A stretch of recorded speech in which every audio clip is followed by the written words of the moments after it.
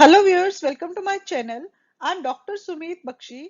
Today our topic is internal validity. In this video, I will cover what is internal validity, threats to internal validity, how can these threats be addressed, and why internal validity is important. To explain all these, let me give you one example. Example here is effect of icebreaker sessions on collaborative teamwork. For those who does not know what is icebreaker sessions includes weird fun activities which team members do together. Purpose of icebreaker session is team members opens up with each other and become more cordial, cooperative and comfortable as a team. Basically अगर आपके team members एक दूसरे के साथ cordial नहीं हो पा रहे हैं, कॉपरेट नहीं कर पा रहे हैं, कोलैबोरेट नहीं कर पा रहे हैं, तो आप उनको एक आइस ब्रेकर सेशन में उनको एक एक्सपोजर देते हो जिसमें वो क्या करते हैं कि एक दूसरे के साथ कुछ भी गेम प्ले करना, कोई वियर्ड फन एक्टिविटीज करना जिसमें they play together, they have fun together, they have good time together, तो वो एक दूसरे के साथ कंफर्टेबल हो जाते हैं जिससे वाइल डूइंग प्रोजेक्ट वो एक दूसरे के सजेशंस को पॉजिटिवली ले सकते हैं. सो हमारी स्टडी यही है कि हमें उन आइस ब्रेकर सेशन का इफेक्ट देखना है, कोलैबोरेटिव टीम वर्क पे हो रहा है या नहीं हो रहा. So basically purpose of our study is to know whether these sessions help team members to work collaboratively as a team or not. In this study, researcher has two groups. One is control group and the other is experimental group. And researcher conducted a pre-test. He has given questionnaire to both the groups. Questionnaire to assess team members that how much they are comfortable in collaborative teamwork. Then there was a treatment phase in which experimental group is treated with icebreaker sessions. So these are the members of experimental group which are exposed to icebreaker sessions. But only members of experimental group are exposed to these icebreaker sessions. Control group के members को कोई icebreaker session के साथ treat नहीं किया गया. Let's say this treatment phase was of 1 month. Then after 1 month, there was a post-test conducted on both the groups, control group and experimental group, with similar kind of questionnaire. Then scores revealed that team members of experimental group are more comfortable, more cordial than team members of control group. So basically हमारी findings क्या हैं कि after getting treated with icebreaker session जो experimental group के members हैं they are more comfortable with each other, they can collaborate with each other easily than जिनको हमने ice breaker session के साथ ट्रीट नहीं किया. दैट मीन्स कंट्रोल ग्रुप को हमने आइस ब्रेकर सेशन के साथ ट्रीट नहीं किया, वो उतना एक दूसरे के साथ कोलैबोरेट नहीं कर पा रहे हैं. So next move toward internal validity. What is internal validity? Internal validity refers to degree of confidence that results happen due to treatment only and not influenced by other factors. So अगर मैं हमारी example की बात करूं, that means in our example जो हमारा result आया है कि टीम मेंबर्स एक्सपेरिमेंटल ग्रुप के एक दूसरे के साथ अभी कोलैबोरेट कर पा रहे हैं, that collaboration happened because of ice breaker session only. अगर हमें ये कॉन्फिडेंस है कि उसका आइस ब्रेकर का सेशन का इफेक्ट है जिसकी वजह से हमारे टीम मेंबर्स एक दूसरे के साथ कोलैबोरेट कर पा रहे हैं, देन दैट मीन्स हमारी इंटरनल वैलिडिटी जो है वो हाई रहेगी, अगर हमें उतना हाई कॉन्फिडेंस है. But if there are some other factors जो हमारे टीम मेंबर्स को अफेक्ट कर रहे हैं, उनके कोलैबोरेशन को अफेक्ट कर रहे हैं, then there is low internal validity.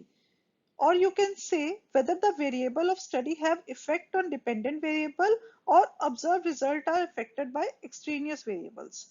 Means इसका इफेक्ट हमारा सिर्फ डिपेंडेंट वेरिएबल के ऊपर जो इफेक्ट है वो सिर्फ ट्रीटमेंट फेज का है, या ट्रीटमेंट फेज के बिना कुछ और ऐसे वेरिएबल थे, एक्सट्रेनियस वेरिएबल थे जो उन्होंने अफेक्ट किया और हमारी फाइंडिंग्स हमें मिली है जिसकी वजह से कि एक्सपेरिमेंटल ग्रुप के मेंबर्स कोलैबोरेट कर पा रहे हैं जबकि कंट्रोल ग्रुप के मेंबर्स कोलैबोरेट नहीं कर पा रहे.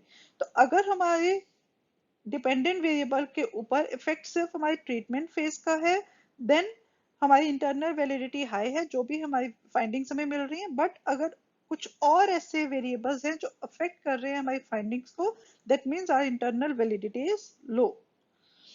Next, the extent to which this aim is achieved is measure of internal validity. जितना confidently हम ये बोल सकते हैं कि सिर्फ ट्रीटमेंट फेज के अफेक्ट से ही डिपेंडेंट वेरिएबल के ऊपर इफेक्ट हुआ है, जो भी हमारी फाइंडिंग आई है वो ट्रीटमेंट फेज के कारण ही आई है, then that is measure of internal validity.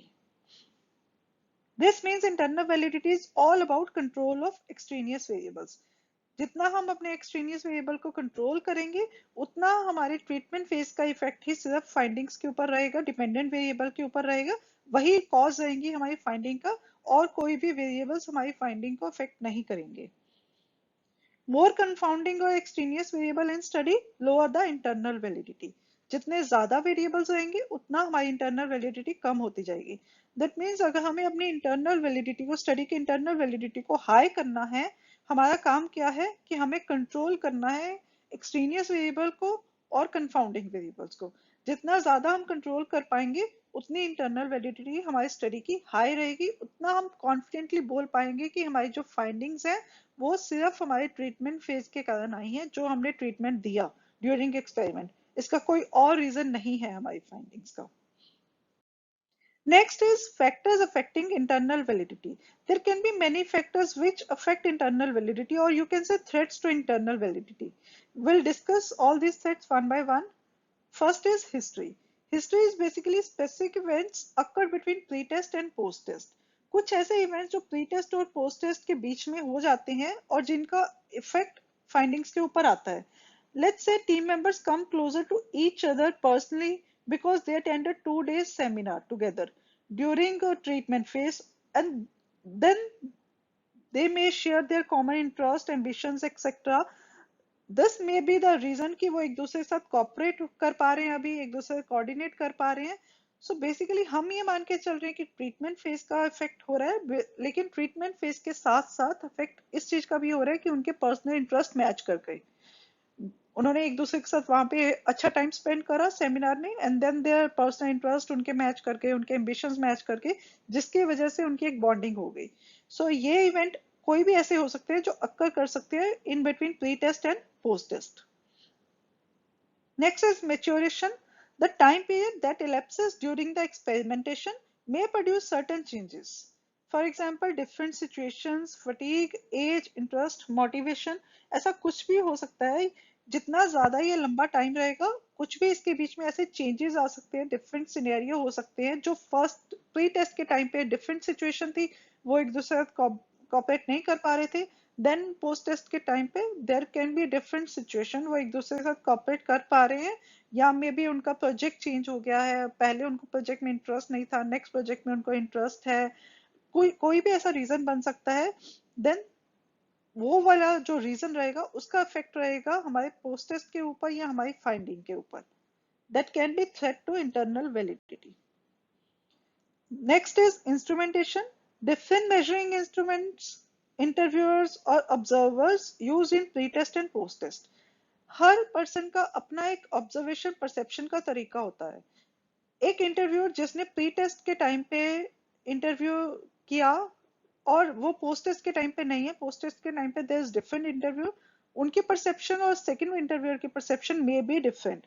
तो उसकी जो आउटपुट आएगी that can change, that can be different with different perception, that can be changed. So interviewers different हो या टूल्स डिफरेंट हो, डिफरेंट प्री टेस्ट और पोस्ट टेस्ट के time पे, तो ये भी अफेक्ट कर सकती है आपके इंटरनल वैलिडिटी को. The next is testing. Testing is related to practice effect or learning experience or catching on effects, you can say.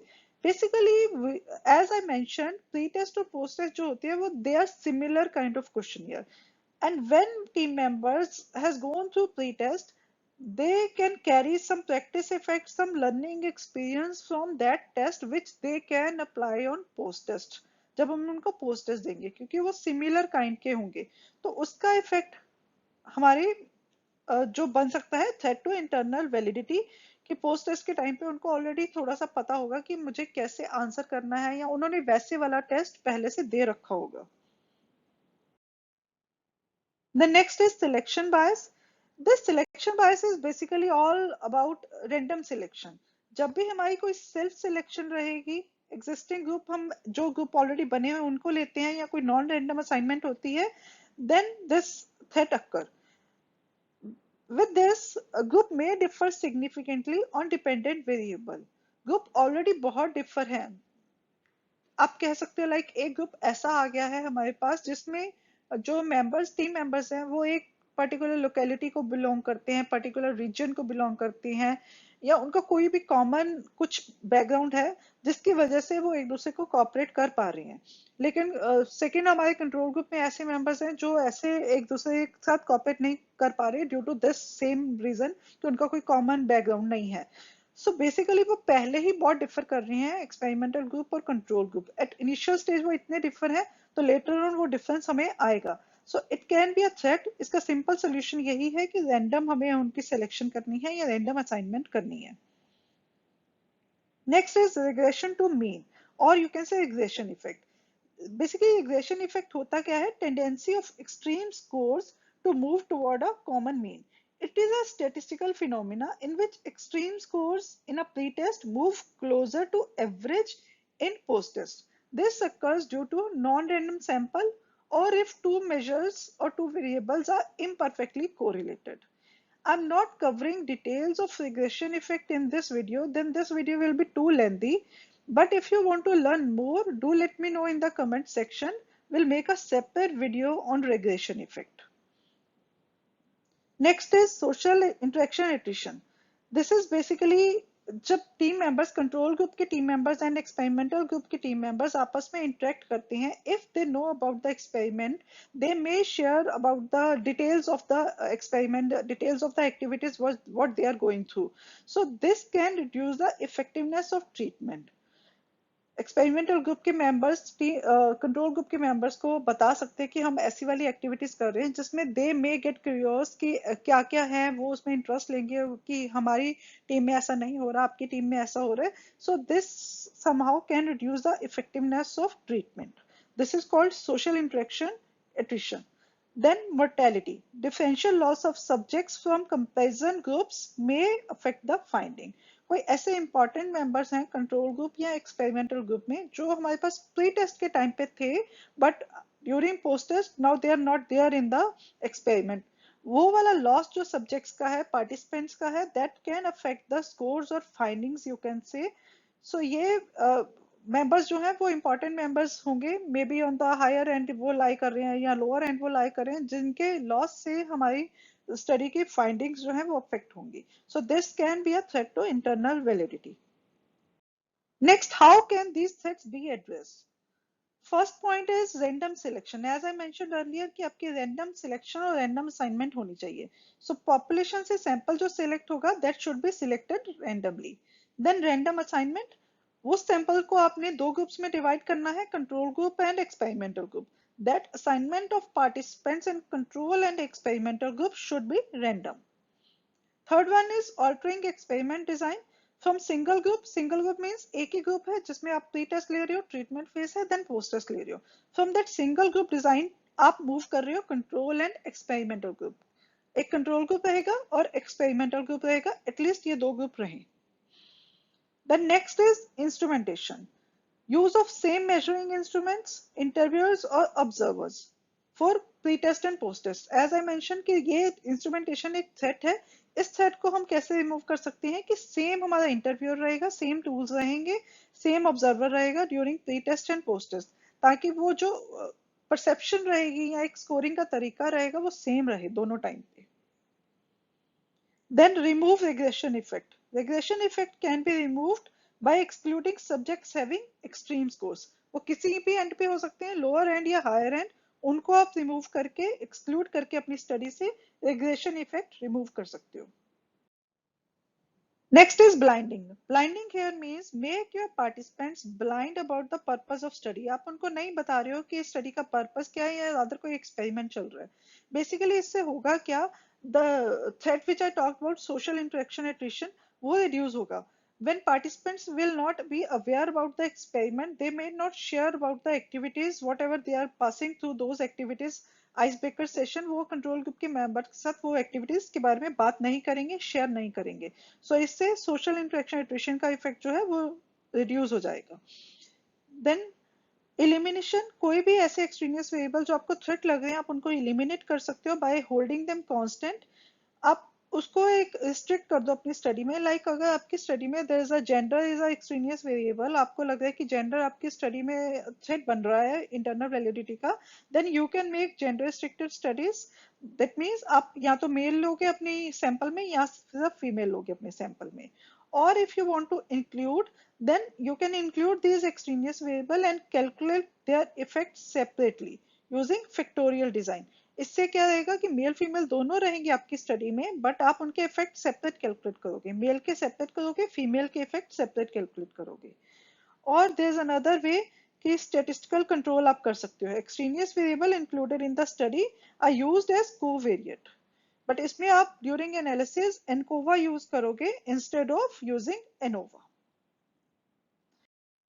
Then why this internal validity is important, हम क्यों इतने फैक्टर्स को discuss कर रहे हैं, या हमें क्यों इनको रिमूव करना है, क्यों हमें इनको एड्रेस करना है, क्यों हमारे लिए इंटरनल वैलिडिटी इतनी इंपॉर्टेंट है। If internal validity is high, then it assures control of extraneous variables।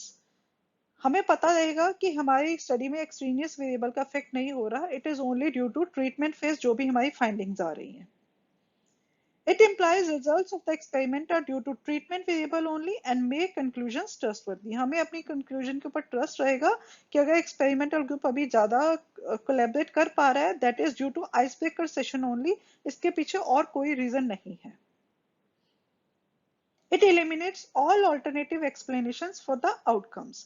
जो हम ऑल्टरनेटिव एक्सप्लेनेशन बनाएंगे कि ये भी इसका रीजन हो सकता है, वो इस वजह से एक दूसरे के साथ अभी कॉपरेट कर पा रहे हैं, कंफर्टेबल हैं, वो सारी ऑल्टरनेटिव एक्सप्लेनेशन अभी आपकी कट हो जाएंगी, क्योंकि अब आपकी इंटरनल वैलिडिटी हाई है। एंड इंटरनल वैलिडिटी हाई का मतलब there is no other factor, no extraneous variable apart from your treatment phase.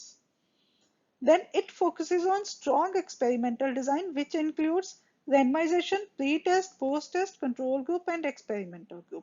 जब भी आप इंटरनल वैलिडिटी हाई की बात करोगे, दैट मीन्स आप बात कर रहे हो कि आपका जो एक्सपेरिमेंटल डिजाइन है वो एक स्ट्रॉन्ग एक्सपेरिमेंटल डिजाइन है। That's it with this video. Hope you find this video helpful. Thank you.